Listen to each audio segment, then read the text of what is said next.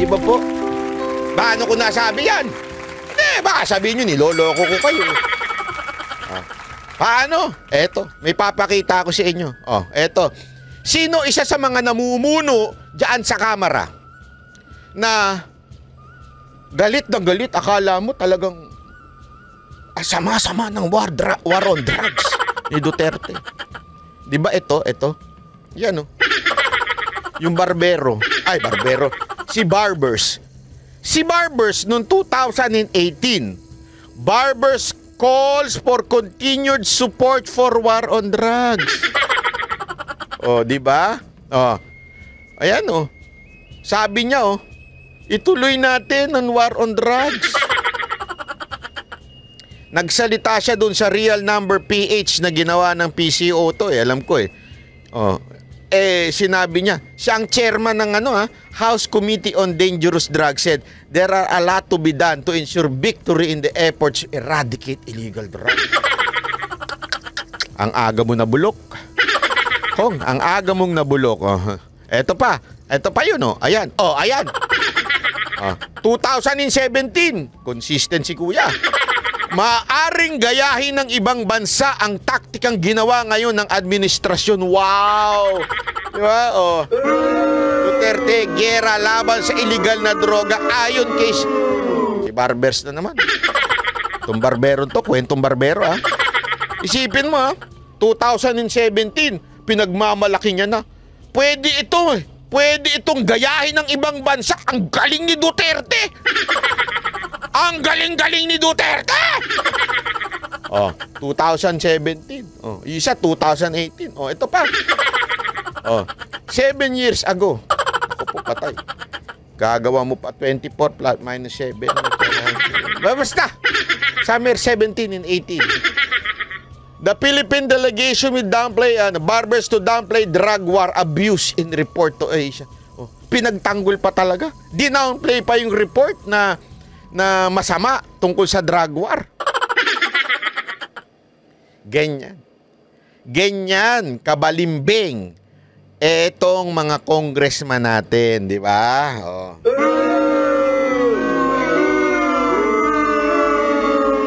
Kita nyo naman ngayon ang galawan. Ang galawan ng Quadcom, wow, parang ang sama-sama ng ginawa ni Duterte pagkatapos niyang iligtas ang bayan natin. 6 na taon nilinis ang bayan natin. 6 na taon tayong nakinabang. 6 na taon tayong gumanda ang bayan natin dahil wala nang bawas na ang mga adik. Kaya nga ako nagtatanong ko sa inyo mga kababayan, huwag kayong maniwala sa akin. Magtanong kayo sa kapitbahay nyo. O kayo mismo, saan nyo mas gustong palabasin ang inyong anak nung panahon ni Duterte o panahon ngayon?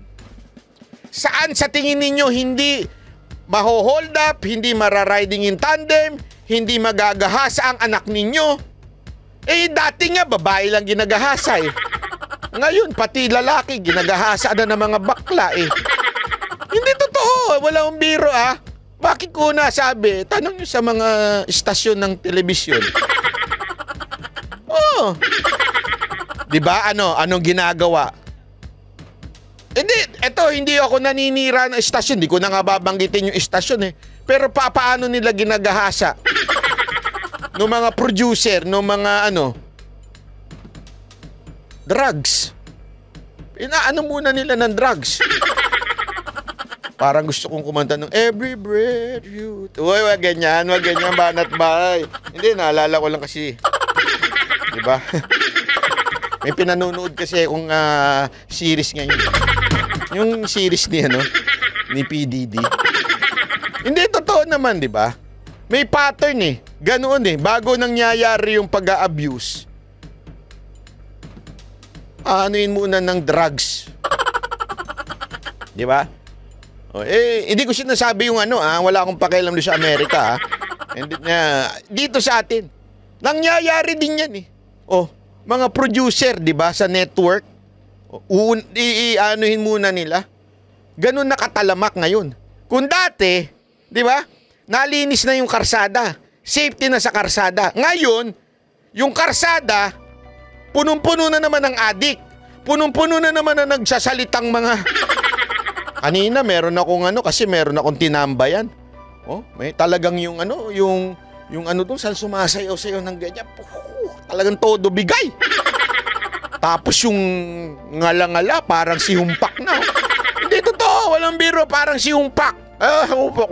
Ganun na. Alam mong konti na lang to, overdose na to eh. Ang dami na naman sa karsadang ganyan. Hindi kasi ang problema dito sa mga congressman na ito, hindi ko kasi nila na yan. Hindi ko alam kung hindi nila nakikita o nagbubulag-bulagan lang sila. Pero hindi kasi naman bumababa yan sa ground eh. Kaya nga sabi ko sa inyo, huwag kayo maniwala sa akin eh. Kayo nga mismo magsabi. I-comment nyo sa baba. Hindi, i-comment nyo sa baba in your own experience. Kailan mas safe? Kailan mo nawala talaga yung mga addict? Takot talaga yung mga addict?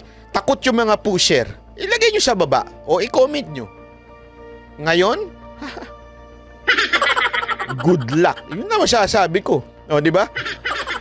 Yung Kongreso into listening to former drug lords. Hindi nga natin alam kung drug lord pa din to eh. O hindi na to drug lord. Pero pucha yan, umamin to na drug lord siya eh. Ang tatay nito, drug lord din. Yung tatay nga nito, umamin eh na sinusumbong nga yung anak niya eh dahil siya huminto na, yung anak niya hindi pa. Yan yun. Puta, umamin na drug lord dyan. Tapos ngayon, pinakikinggan ninyo, umiiyak-iyak pa, naninermon pa. Baliktad na nga ngayon, ang naninermon, yung drug lord, sinisermon na ni Kerwin Espinosa, si Bato de la Rosa.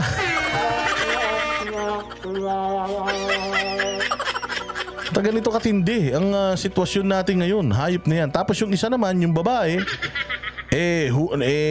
kumbaga na bisto na siya ang tawag diyan, utak nung pagpatay doon sa mayor daw ng Tanawan, Batangas. Parang mga taga-Tanawan, mga nandito sa channel natin ngayon, puro tanaw. O siya ang leader daw ng pagpatay doon sa Tanawan, Batangas. Ganon din. Putay na, pati si PRD, dinamay pa.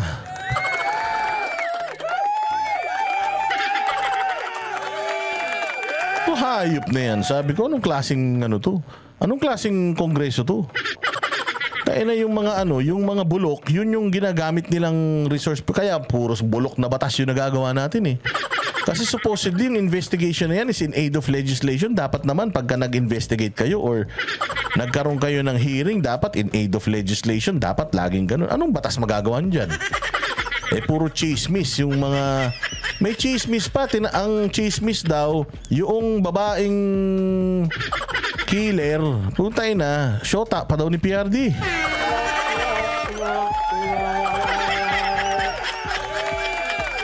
Nak ng tinapay. Si PRD, maraming chicks. Pag nakita nyo yung mga chicks ni PRD, may standards.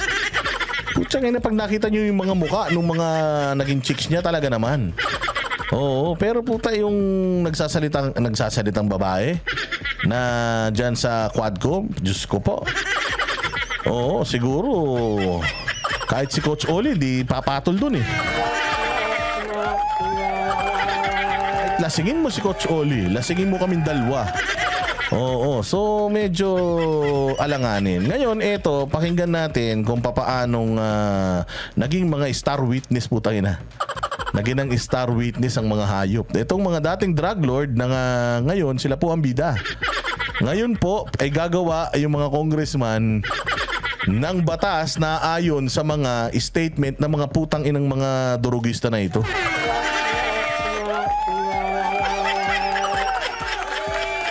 Panoorin ninyo itong si Kerwin Espinosa na idinawit si Bato de la Rosa. Diyos ko po. So kesyo si Bato de la Rosa daw ang namilit sa kanya na idawit daw si Leila de Lima. Putangina niyan. Si Bato ang nag-utos sa'yo na idawit si Leila de Lima. Sige, pakinggan natin. Ang umano'y drug lord na si Kerwin Espinosa na idawit noon si dating Senador Leila de Lima sa iligal na droga. Kaya ko sinabi si Coach Oli kasi syempre si Coach Oli siya yung pinaka oldie sa amin. Syempre oldie na to. Eh si Coach Oli may standard yun. Kailangan 25 pababa. Okay, sabi ko, hindi to papasa kay Coach Oli. Matindi yan si Coach Oli. Talagang, ano yan, ang tawag dyan? Nakaka-capture ng kanyang atensyon. Mga ganyan mga bagets. Utos daw kay Espinosa ang dating PNP chief at ngayon senador na si Bato de la Rosa na nagbanta pa raw sa kanyang buhay. Live mula sa Batasang Pambansa, nasa frontline ng Kaya nga ang tanong, sana, di ba, sinabi ni Kerwin Espinosa, pinapaano lang sa akin pinapautos lang sa akin na i-implicate ko si De Lima. Okay. So implicate mo saan? Sa droga. Okay. So inaamin mo ba na drug lord ka? Di ba ganun yung mga tanong eh. So inaamin mo ba drug lord ka, na involved ka sa drugs? Kasi pag sinabi nitong hindi, putang ina, uwi na. Uwi na yan, anharot. Oo, Diyos ko, ang dilim-dilim talaga dito. Sabado eh. Tapusin na natin to, anharot, no? Oo, tapusin na natin to para matulog tayo maaga. Wala na tayong rason para magtagal pa dito.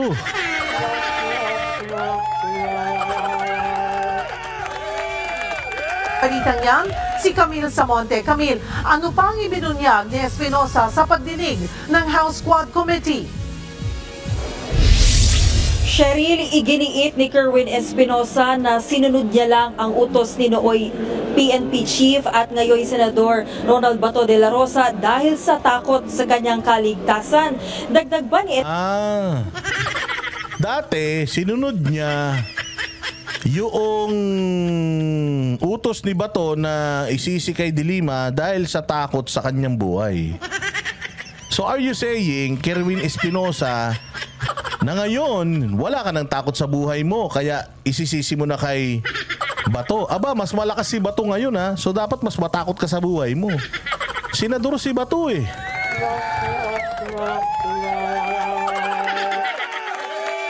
So dun pa lang sa statement na yon na binitawan ni Kerwin Espinosa na sumunod siya noon dahil sa takot na sa buhay niya, it means ngayon hindi na siya natatakot sa buhay niya. Bakit? Protektado ka na?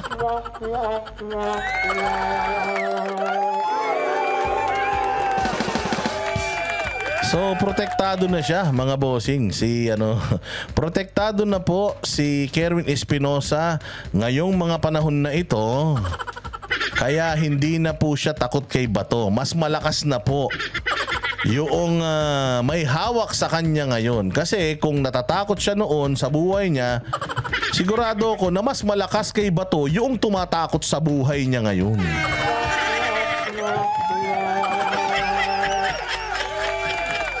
Di ba? Senador na si Bato eh. Noong chief PNP, hindi ka natakot. I mean, nung chief PNP natakot ka. Ngayong senador na siya, hindi ka na natatakot. Bakit? Dapat nga mas takot ka ngayon eh. Dahil mas makapangyarihan si Bato ngayon eh. Pero ba't hindi ka na natatakot? Aba. Ibig sabihin yan, meron na pong nagliligtas sa buhay ni Kerwin Espinosa ngayon. Palakpakan.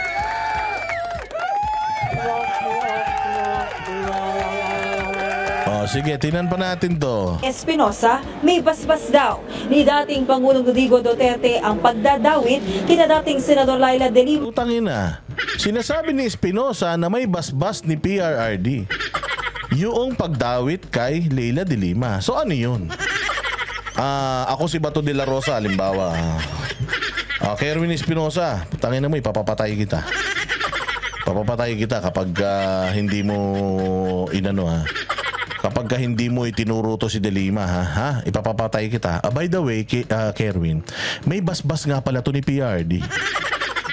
Pare, si PRD nagutos nito. Si PRD talagang may ayaw dyan kay De Lima. Kaya inuutusan niya ako na utusan kita. Tapos sa tingin mo, magkukwento pa si Bato sa'yo, gago?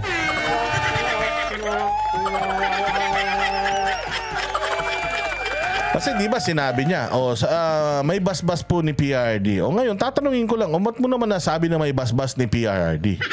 Halimbawa, sinabi niya, sigurado ako sir, may basbas ni PRD yun. Si PRD, bata niya si Bato eh. O so kung ako yung congressman, gago ka pala eh.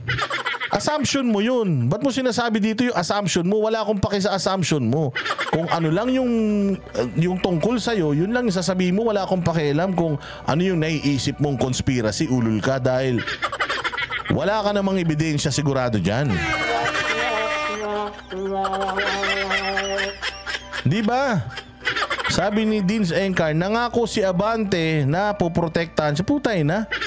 Poprotektahan siya ni Abante. Ang liit-liit ng distrito niyan sa Maynila. Tsaka poprotektahan siya mula saan? Sa dila.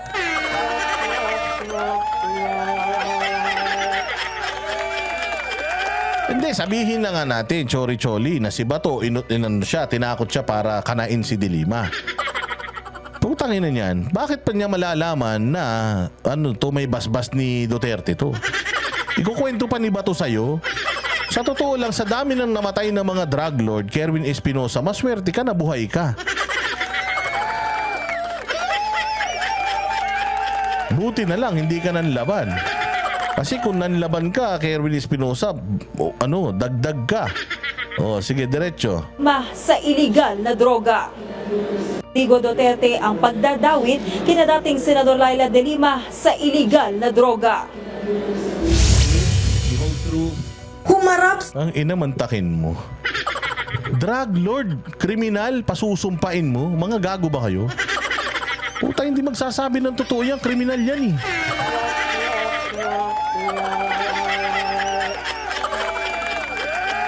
Parang pinataas mo yung kamay ni Christopher Min. Tapos sasabihin mo sa kanya na, Christopher Min, ikaw ba ay nangangako na lahat ng sasabihin mo dito ay hindi chismis? Opo. Anak ng putya. Nabubuhay si Christopher Min sa chismis, pasusumpain mo. Ito rin ganun. Nabubuhay ito sa kasamaan eh. Nabubuhay ito sa katarantaduhang kahayupan at paninira ng buhay ng mga Pilipino dahil sa pagtitinda niya ng drugs. Kita mo nga ang kinis-kinis ng mukha, nakapagparitoke ka agad. Itong tao na to, putya, yang lahat ng mga suot niyan, galing yan sa droga.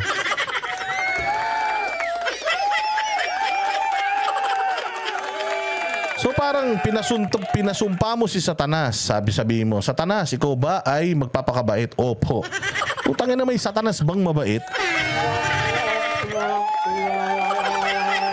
Ang naglulukuhan lang kayo dyan. Sa totoo lang, naglulukuhan lang kayo pare-pareho. Putangin na yan. Sa unang pagkakataon sa pagdinig ng House Quad Committee, ang umano'y drug lord na si Kerwin Espinosa. Ayan drug lord. Pukin ang ina niyan. Ito tingnan ninyo ha. Pasusumpain nyo yung drug lord na sumumpa na sa Senate tas nagsinungaling. Sumumpa sa Senate yan. Sumumpa pa sa korte yan. Sumumpa sa korte yan. Kaya nga nakakulong si De Lima eh. Kasi meron yan mga sworn affidavits na pinirmahan nila at sumumpa sila sa korte, sa piskalya pati. Hanggang sa RTC, sumumpa ang mga yan na to tell the truth and nothing but the truth. Alam mo kaya nakawala si Leila de Lima? Kaya nakatakas yun? Nag-recant to. So ibig sabihin, sumumpa na to dyan sa Senado, sumumpa pa to sa korte, puta ni-recant pa din niya. So ba't pinasusumpa nyo na naman? Sinungaling nga. Kaya nga nag-recant kasi sinungaling.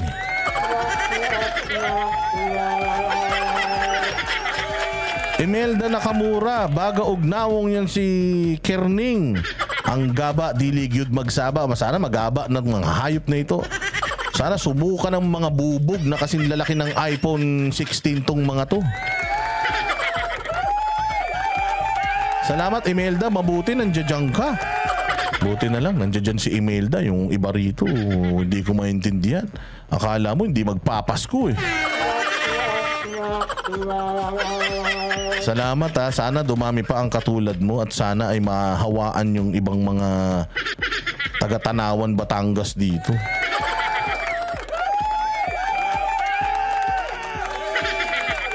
Di ba? Sumumpa.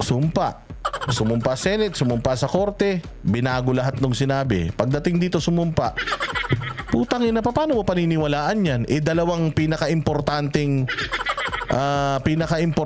mga sangay ng pamahalaan yung tinarantado ng putang ina niyan. O tas dito, what do you expect? Anong gagawin yan dyan? Eh di magsisinungaling ulit yan. 2 beses nagsinungaling yan eh.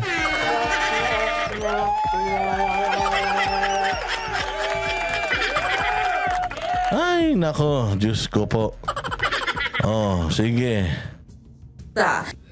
Sa naturang hearing kaugnay ng extrajudicial killing sa war on drugs, hindi maiwasang maging emosyonal ni Espinosa na napasama rin sa narco-list noong administrasyong Duterte.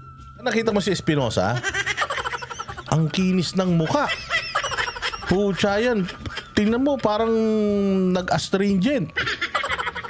Ibang klase, no? Hayahay ang buhay ng mga dating mga kriminal.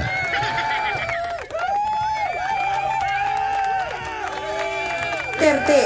Naniniwala kasi siyang biktima ng EJK ang kanyang amang si Albuera Leyte Mayor Rolando Espinosa. Ang ina nyo, naglaro kayo ng apoy. Naglaro kayong dalawa mag-ama ng apoy. Drug lord yung tatay mo, ikaw din. Parehas kayong naglaro ng apoy, kaya talagang madidisgrasya, mapapaso kayo. Kaya ka nga sumuko eh, kasi ayaw mo mangyari sa'yo yung nangyari sa tatay mo kasi ikaw, positive ka. Naputya, kung ano yung kinamatay ng tatay mo, yun din yung pwedeng ikamatay mo. Dahil nga, putangin na mga durugista kayong mga hayop kayo. Pinatay ang dating alkalde noong 2016 habang nakakulong sa Baybay Provincial Jail dahil sa pagkakasangkot din sa illegal na droga. Sinong pumatay sa kanya? Oh, sagutin nyo dyan. Sinong pumatay dito kay Albuera Mayor dyan sa dyan sa Leyte? Oh, sa nakakaalam ng istorya nito, ilagay nyo dyan. Sino ang pumatay kay Albuera Mayor? Ang pumatay ba sa kanya? Pulis? Kriminal? Senador?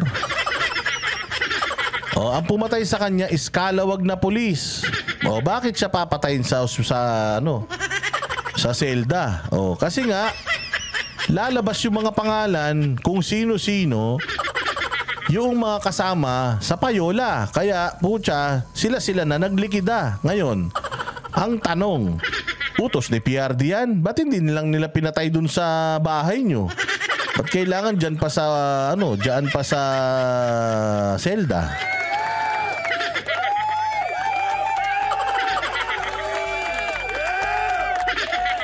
Diba? Kayo talaga gawa-gawa kayo ng istorya, hindi nyo makakaila ito. Diyos ko po. Ibinunyag ni Espinosa na inatasan siya ni nooy PNP Chief at ngayon Senator Bato de la Rosa na idawi sina dating Senador Laila de Lima at iba pang personalidad sa illegal na droga. Sinabihan niya ako na aminin mo na sangkot ka sa kalakaran sa droga dito sa Pilipinas. Putang ina, so ibig sabihin nililigtas mo pa yung sarili mo. Putang ina, ba't ikaw pa kinuha niya, hindi na lang iba? So parang sinasabi niya rito na hindi siya drug lord. Pinaamin lang siya na maging drug lord ni Bato, tapos inamin si Leila de Lima yung nakuha. Putang ina niyan. Kerwin Espinosa, ba't ikaw? Ba't hindi yung kapatid mong isa? Ba't hindi yung pinsan mo? Bakit ikaw pa?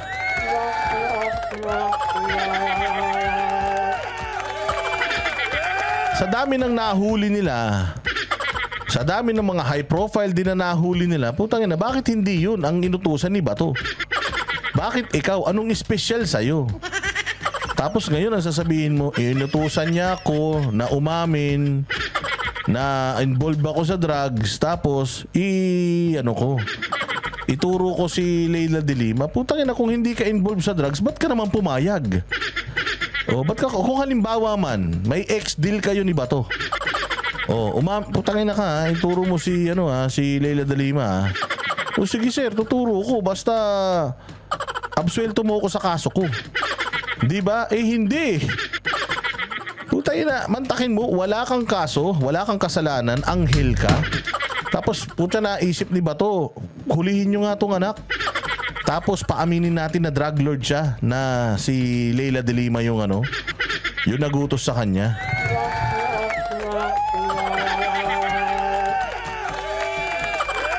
Diba sobrang tanga nung script nila?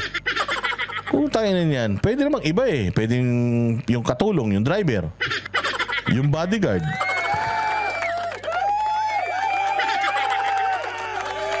At saka putangin na, Kerwin Espinosa, identified ka ng mga tao sa Leyte. Alam ng mga taga Leyte na putang ina mo, drug lord kang, hayop ka. Tumigil ka. Dati, dati yun ang ano mo, yun ang pagkakakilanlan mo dyan. Kilalang kilala ka dyan sa inyo. Kilalang kilala ka sa inyo. Tayo na mahiya ka sa balat mo. At idawit ko si Peter Lim at si Laila de Lima para madiin na sila. Kapag hindi raw ako sumunod sa plano, pwedeng mangyari sa akin ang nangyari sa ama ko o isa sa mga pamilya ko ang mamatay din. Yan po ay totoo, hindi gawa-gawa to. Alam mo, nagsisinungaling eh, no? Yan po ang totoo, hindi to gawa-gawa. Tayo ng buhay to.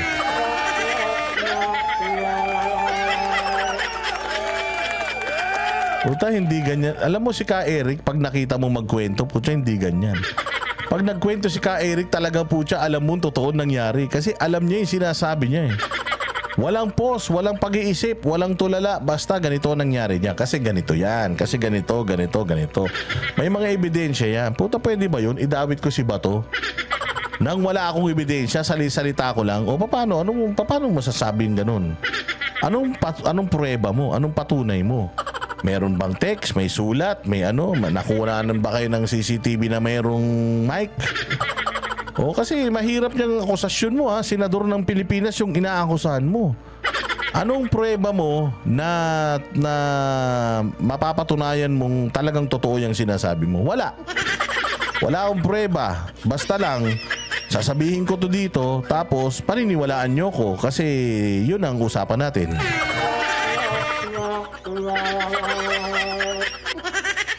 Inang buhay to. So ngayon, dito sa Pilipinas, kapag halimbawa ako, galit ako sa kapitbahay ko, sasabihin ko lang na putay na drug lord yan. Nagtitinda yan ng drugs. Kahit wala naman nahuling drugs sa kanya.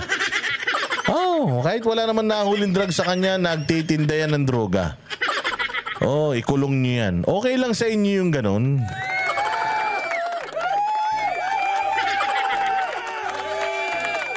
Tinan mo. Ito pa isa.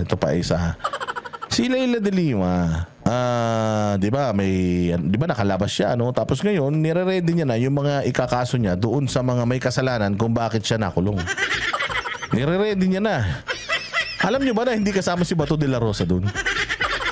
Alam niyo ba na hindi kasama si Bato de la Rosa doon? So ibig sabihin, even Laila de Lima, pucha, hindi niya bibintangan si Bato kasi kilala niya si Bato.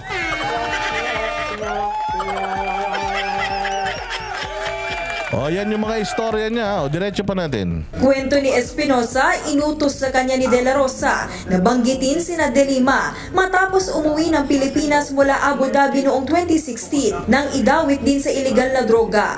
Ang sabi raw sa kanya ng nooy PNP chief, may basbas daw ito mula sa taas. Mantakin mo huhulihin kita.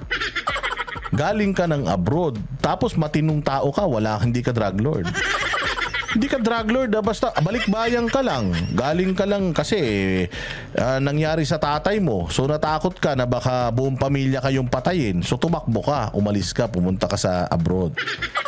So nagtago ka doon, umuwi ka dito, wala kang kinalaman Wala, as in, anghel ka. Oo, anghel ka. Buti nga, hindi ka pa kinukuha ng Panginoon dahil sobrang bait mo So galing ka doon, umuwi ka dito, hinuli ka niya, tapos kinwentuhan ka niya na utos to ni PRD. Utos to ni Duterte. Umamin ka na drug lord ka, tapos idamay mo si Peter Lim, idamay mo si Laila de Lima. Tapos tayo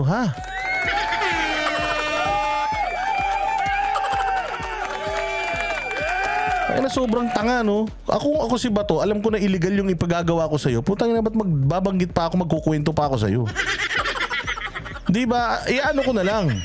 Pucha, iuutos ko na lang sa'yo, tapos ang usapan. Pucha, kukwento ko pa. Utos to ni PRD. Utos to ni PRD. Putang ina, Espinosa, kung utos ni PRD, sana si PRD na dinirekta mong dinamay, hindi na si Bato. Ibig sabihin nito ay alam ito ni Presidente Rodrigo Duterte. May script no? Meron binabasa Ibig sabihin nito, so assumption lang niya yung alam ni Duterte. Walang ebidensyang matibay, walang CCTV, text message, email, video recording, audio recording, ni wala. Basta, sa isip niya, sangkot si PRD dito. Taina, sufficient na yan. Yung pagdiin kay Leila de Lima at yung mga patayan na nangyari noong nakaraan administrasyon. Para masiguro raw na kapanipaniwala ang pagkakadawit ni De Lima sa droga noon, pinakausap daw ni De La Rosa si Espinosa kay Ronnie Dayan, ang driver ni De Lima. Pero nanindigan si Espinosa na gawa-gawa niya lang lahat ng kanyang testimonya noon. Kasunod niyan, Kaya nga, gawa-gawa niya lahat yung testimonya niya. So ngayon, maniniwala tayo na hindi gawa-gawa yung testimonya niya ngayon. Sabi ko nga sa inyo, ang taong walang kredibilidad, dapat hindi na natin pinagpapapansin. Wala ngang kredibilidad Halimbawa ako yung state witness, star witness. Tapos, may sinumpaan ako, ginawa akong sulat na ito talaga yung nangyari. And then, nag-recant ako. Ayoko na. Hindi totoo yan. Gawa-gawa ko lang yan. Ito yung totoo. Gagawin ko na yung totoo. Puta, maniniwala ka pa ba sa akin? Wala na sa korte, yung 10 ebidensya mo, mahaluan lang yan ng isang peke. Putang ina, lahat yan mawawala na ng bisa. Bakit? Kasi nga kredibilidad. Importante sa korte yung kredibilidad nung nagbibigay ng testimonya. Kung walang kredibilidad yun, kung nag-recant, pabago-bago ng isip, kung tinablan niya yung panunumpa niya sa Senado at sa Korte, putang ina, bakit pa natin siya pinasusumpa dito at bakit pa natin siya ginagamit dito? Alam na nga natin sinungaling. Ibig sabihin, ginagawa lang talaga nila to para trial by publicity, para masira talaga ang mga Duterte, masira si Bato, masira si PRD, masira si Bongo, at in the process masira din nila si Inday Sara.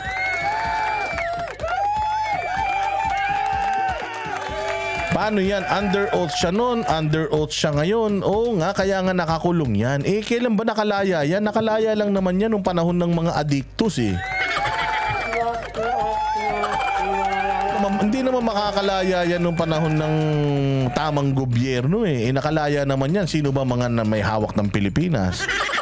Siyempre, putang ina, kung drug lord kung sindikato yung resource person mo, putang ina, siyempre, sindikato din yung mga naniniwala dyan. Oy, good morning mga banateros, happy Saturday morning. Oy, Marjorie Maniago, happy Saturday morning, ha? Mabuhay ka. nagsorry si Espinosa kay De Lima. Una sa lahat, humingi ako kung nagsubaybay ka ngayon sa hearing dito sa Quadcom, patawarin niyo po ako na nadala sa uto-uto sa panahon na yon, na idamay ka po na walang katotohanan. Mantakin mo, ikaw papayag ka, makukulong ka din. Mantakin mo putang ina. Hindi ka drug lord.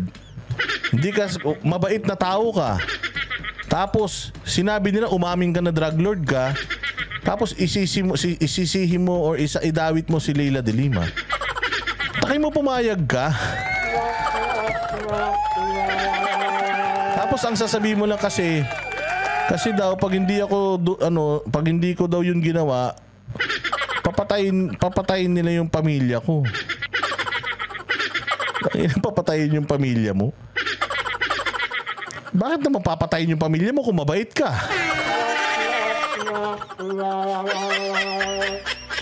Tsaka parang wala naman akong alam na inosenteng pinatay yung gobyerno natin. Lahat naman na namatay, puros mga may bahid ng droga naman yan. Sa Mindang, salamat kaayo.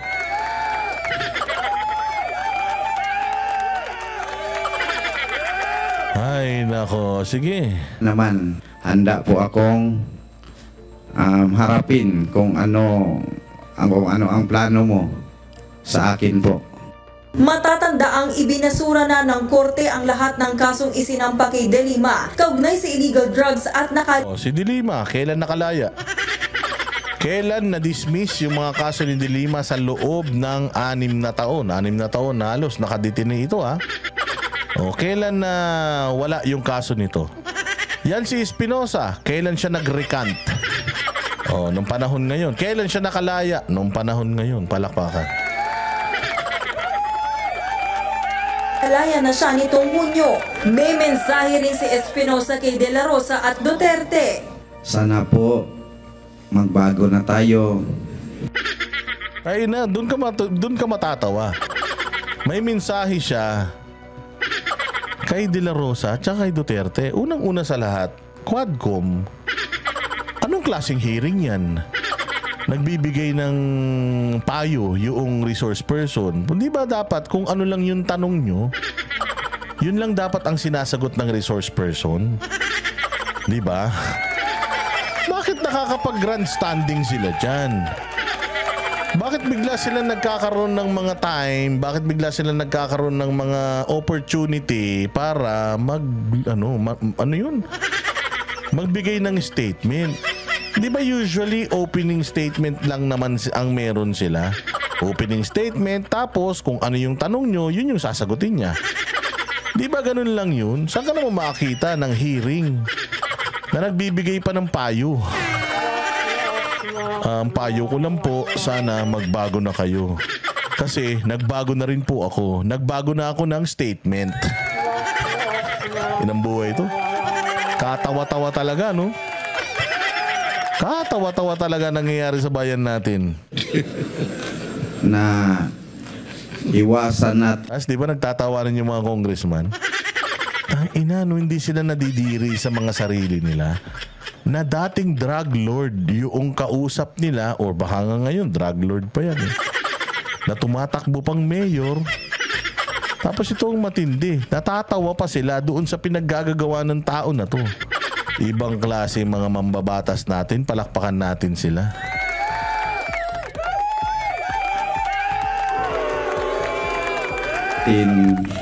Na gumagawa lang ng senaryo dahil sa politika na masira ang isang tao kasi hindi kalyado. Mr. Duterte, sana po tanga rin talaga to no?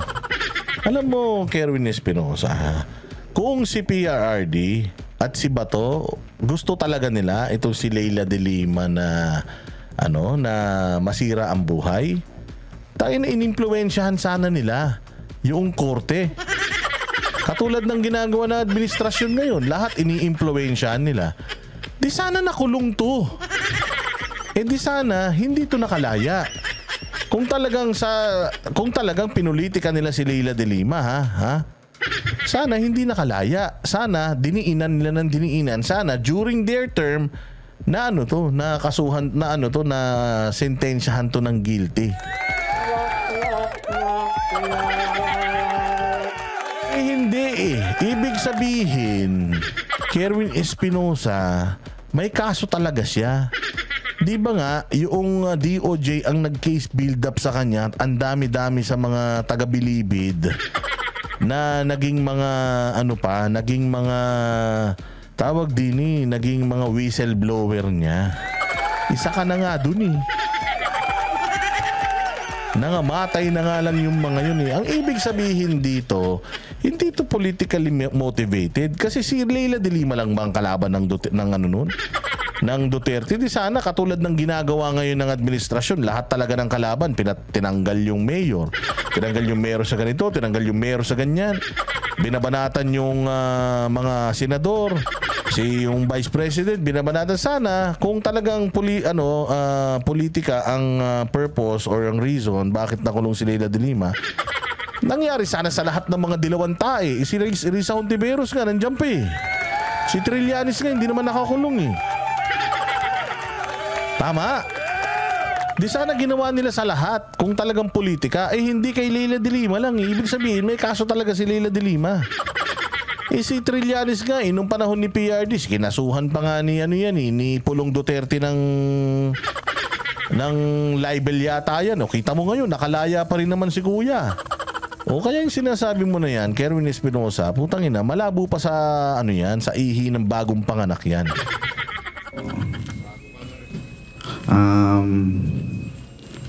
I-validate nyo po bawat report na marinig mo sa iyong paligid para walang taong masaktan. Lalo na ngayon na tumakbo ka ng mayor, huwag kang magpasulsul sa mga nakapaligid sa iyo. Kaya mas matalino siya kay no? Mas matalino siya kay Duterte, no? Parang sinasabi niya na nagpapasulsul si Duterte. Putang ina ka, abogado yan. Ba't mong susulsulan yan? Presidente ng Pilipinas yan, bakit mo susulsulan yan? Dapat sinasabihan mo yan yung kung sino man ang Yung presidente natin ngayon ang dapat sabihan mo yan. Matindi, no? Matindi mga bossing, mga drug lord. Inuutusan na yung mga former president na abogado, piskal. Napakarami nagawa sa Pilipinas. Puta, ibang klase talaga ang mga nagagawa ng mga drug lord sa Pilipinas.